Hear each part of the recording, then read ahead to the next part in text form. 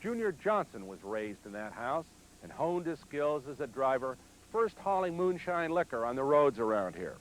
Then he went on to become one of the most successful and intriguing personalities in the history of the sport. Join me today as we hear Junior Johnson tell his own story on The Great Drivers.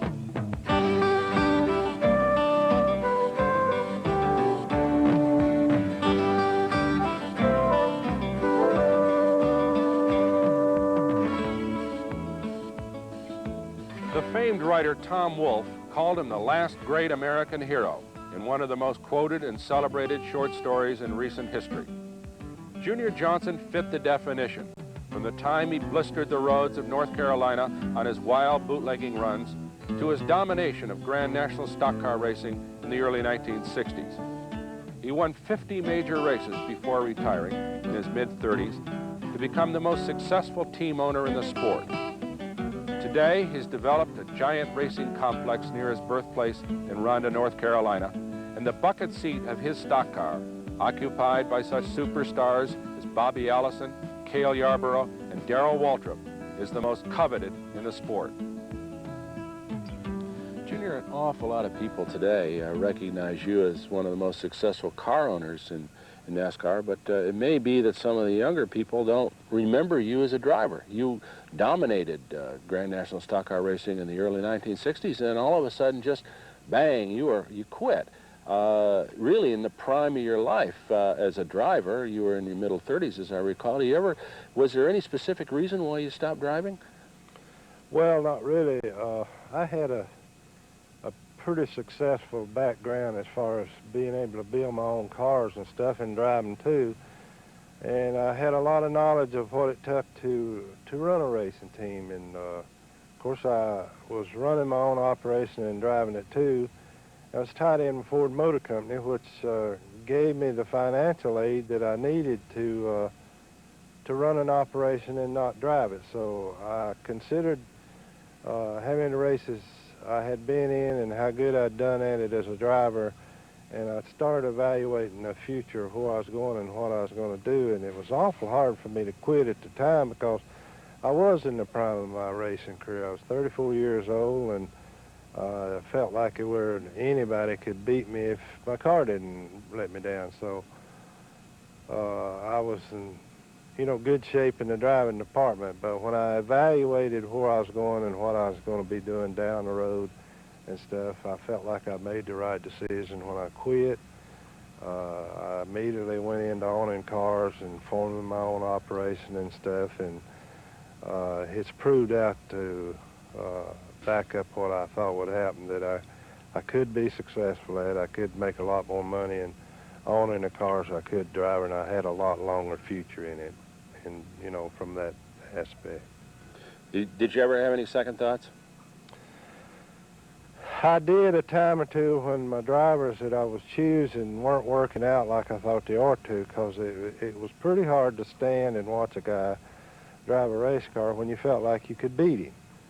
And at the time when I first started picking up drivers, along in 66 and 67, I still had them credentials where I could beat him. There weren't no question about it.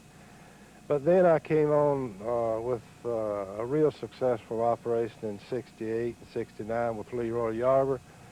I accepted the fact then that there were drivers out there that I could get that could do the job for me, and probably as good, if not better drivers at that time of my life than I would have been. And then's when I felt comfortable of being a car owner. And we'll be back with more from Junior Johnson and The Great Drivers after this.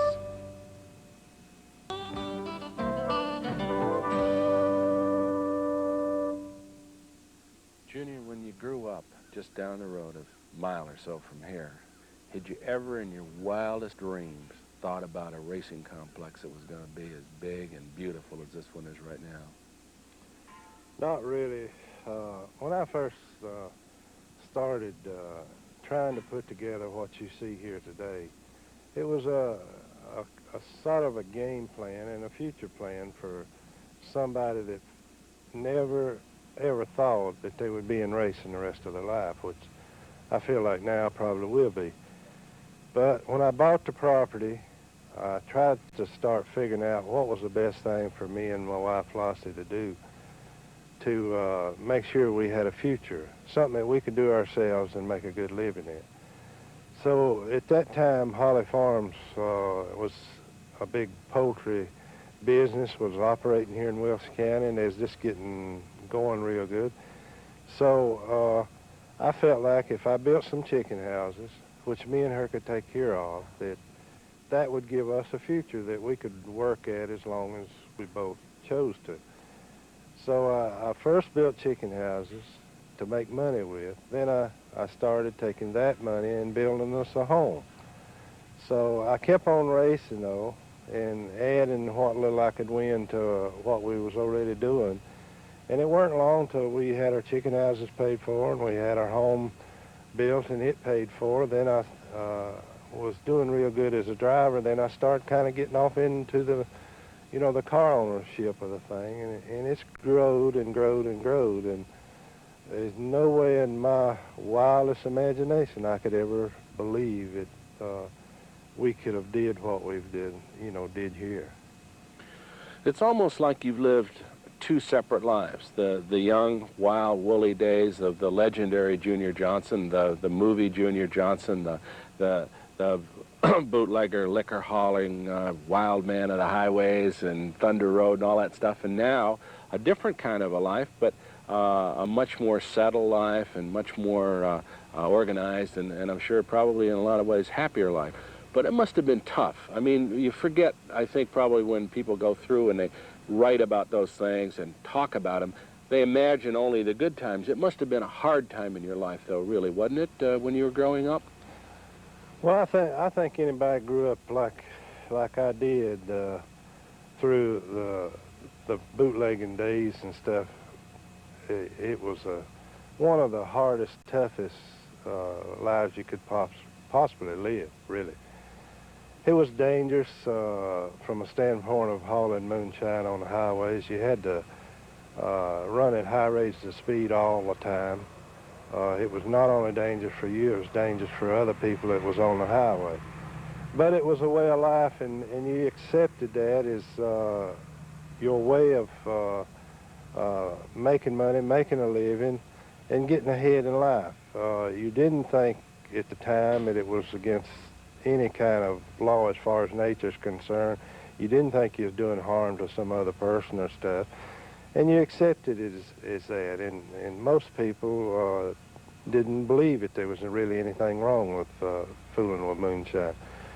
But once I got off into racing and I realized I could make a living without that, I tried very, very hard to get away from the moonshine life and get into something that I felt like was better for me and better for my wife Flossie, where we could enjoy life, basically, and not have to fear that one night I was going to be killed on the highway with a load of moonshine or picked up and put in jail over it or that type of thing. So although in my younger days it was a thrill to me, I really enjoyed the thrill of outrunning the revenues and being contest by them every time I went out on the highway and this type of thing. It was just a way of life. You competed basically like you do on the racetrack today. You'd take off down the highway with a load of moonshine, and you almost just defied the law to try to catch you might say. But I'm sure it was the youngness and the wildness that I enjoyed in it then. Later in life, I think it was probably wrong and all, but you can't back up in this day and time.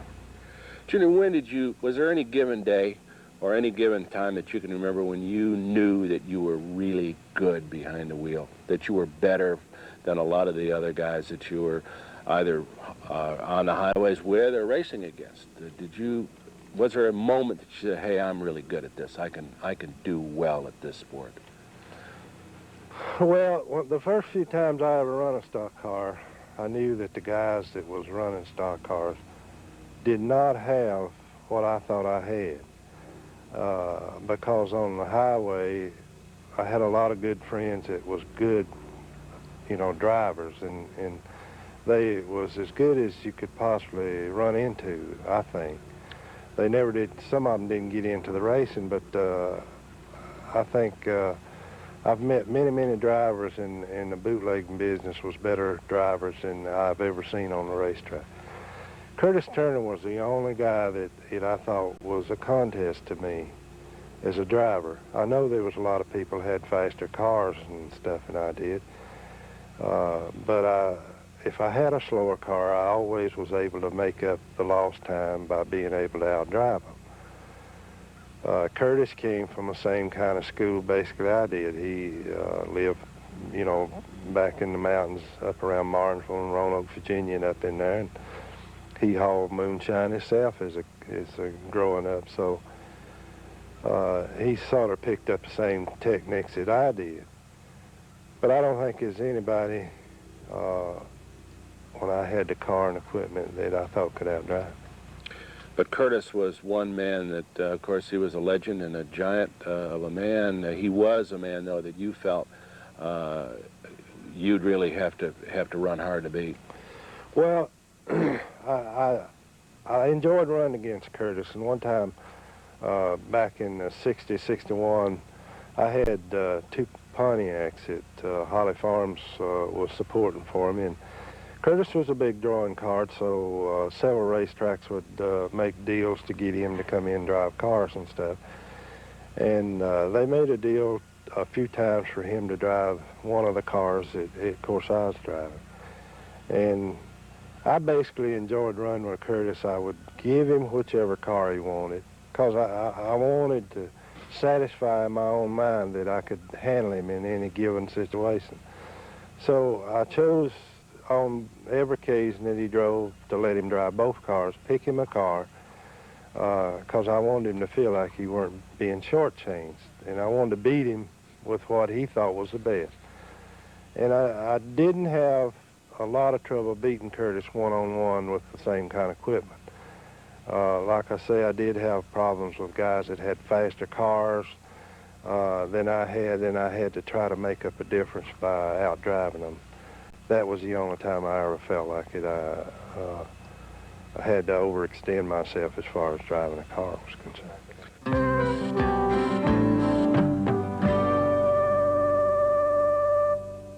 Junior, you employ how many men at the full racing strength when you go racing at the beginning of the season or in the season? How many men do you actually have on staff? Well, last year we had 28 guys, and of course that's not counting secretaries and bookkeepers and stuff like that. But the coming year we'll be around 40 people. When we take on Neil's operation, it don't take as many people to do both cars as it does to do one, because you got to maintain a staff of machinists and that type of stuff, and fabricators, which them people can utilize both teams, and it allows you not to have to hire over 10 or 12 people to do another whole racing team. Your operation is in many ways more complete than some of the other teams in that you do an awful lot. You do your own engine building, and you do an awful lot of fabrication of parts that some other racing teams don't do. Is that right? We do. We try to make as many pieces of that operation as we can possibly make. And the more of them we make, the more successful we get also. So we're looking at basically down the road making as many parts as we can possibly make. And in the past I have sold a lot of parts, and I've sold a lot of knowledge. I'm looking at very strongly curtailing that kind of deal, because I find myself day in and day out trying to outrun various things that I have made or created, and that's not been good for me, other than I was in a financial stage to where I had to sell to be able to utilize making of certain parts, because they're very expensive when you're making experimental stuff. It costs you like 3 times what it normally would cost you if somebody else is making, you just went out and bought it. So I think now with the two-car operation we have, with the sponsors we have, the way racing has kept increasing financially wise, we'll be able to utilize our facilities and make the various parts and pieces that we need that should give us an advantage down the road. Junior, when you're around, when you're home, and you're not on the road racing, how many hours a day will you put in with a race team, and how much? I know you love to hunt and you love to be around the house. How do you split your life up when you're in a normal week here?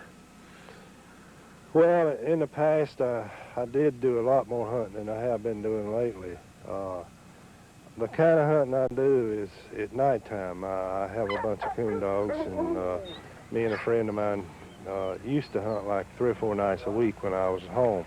I haven't been able to do that right lately because the requirement time of racing anymore to make sure that everything's you know, exact like it ought to be every time you go to the racetrack has required a lot more of my time, so that takes away from what I like to do a whole lot. But I don't, you know, I don't feel bad about it because we have been successful. It has paid off, and I accept the fact that you have to give up something to gain something. So it's been a pretty good deal all around for me. Is it as fun as it used to be? I mean, when you were a tighter, smaller operation and things were a little less hectic and not as much money at stake? Well, the fun part about racing is running like 15 or 18 races. You can run a race too and say, well, guys, let's just take off for a week or two and go do some of the things you like to do. The way we are now, it is a 12, 14-hour day job, 365 days a year, and you're gone from home an average of 5 days a week. That's not as much fun as being able to just load up and go to the beach or go to the mountains and do what you'd like to do. So you got to accept the fact that you're either going to go for the championship or just go to win a certain amount of races. The business is just boomed, hasn't it? A lot more. Is it bigger than, say, you had expected to have been, say, 5 years ago? Probably 100 times bigger than even I could imagine it had been 5 years. Back, I didn't think racing would grow to what it is today. The last 3 years, the growth of racing has been unbelievable to me because you always feel like at some time or another everything's going to peak out. But I think racing really, from what I've seen the last 3 years, is just now getting started. I think it's going to reach a plateau of baseball, football, and that type of stuff, and if it does, there's no end to how it's going to grow to get there. Well, I'm seeing you're building all over the hills, all over here. You're going to have a little industrial park here in the next couple of years. Well, we think that's what it's going to do. You know, it's going to grow to the extent you got to have your own little factories and stuff of that nature, and that's what we're planning for. I think in the next 3 or 4 years, if we continue to do what we're thinking racing's going to do, we're going to spend, you know, millions of dollars building facilities to take care of what we think racing's headed towards. Boy, that's an exciting prospect, and we'll be back with more from Junior Johnson after this. I'm sure that a lot of people look at you and say, boy, what a dream life. It just couldn't have laid out more perfectly for you, and everything seems to be breaking your way. But in retrospect, is there anything, if you could step back and do it over again, is there anything you would change? I don't think so. A lot of people says, well, you might like to have not done the part in your life about the bootlegging stuff. I think I've been very, very fortunate. I've had 3 careers in my life, and most people doesn't really accomplish one. I had a career in the moonshine business, I had a career as a race driver, and I've had a good career as a car owner. I don't think any one of them I would go back and redo. Some of them I don't agree with, but I enjoyed all 3 careers, and I accept them for what they are, and I'm very happy with them. So life is good. And as you say, the growth factor, and it may be the future is even holds more excitement than the past in a lot of ways. I think it does. I think where we're headed in racing is going to be unbelievable to a lot of people in the next 10 years. Well, it's hard to imagine how far it's come since those. I mean, you started out, you ran almost exclusively dirt tracks, didn't you, when you started to race, half miles and miles? We didn't know of anything like a big, racetrack at the time I started out. Darlington was the biggest one, and they'd run like 100 and 150 miles there. Nobody ever dreamed that you'd run 500-600 miles and be able to make a car stand up and run that long. So it's the advancement of the racetracks, the people that supports it, the fans and stuff, is just growth by the leaps and bounds. It's just no end to it. Junior, we can't thank you enough for appearing with us today and sharing your thoughts about the sport. You're one of the giants in the business, and it's a corny thing to say, a legend in his own time, but we're sure happy to have you with us, and we're very grateful that you spent this time with us. I'm Brock Yates with Junior Johnson, one of the great drivers.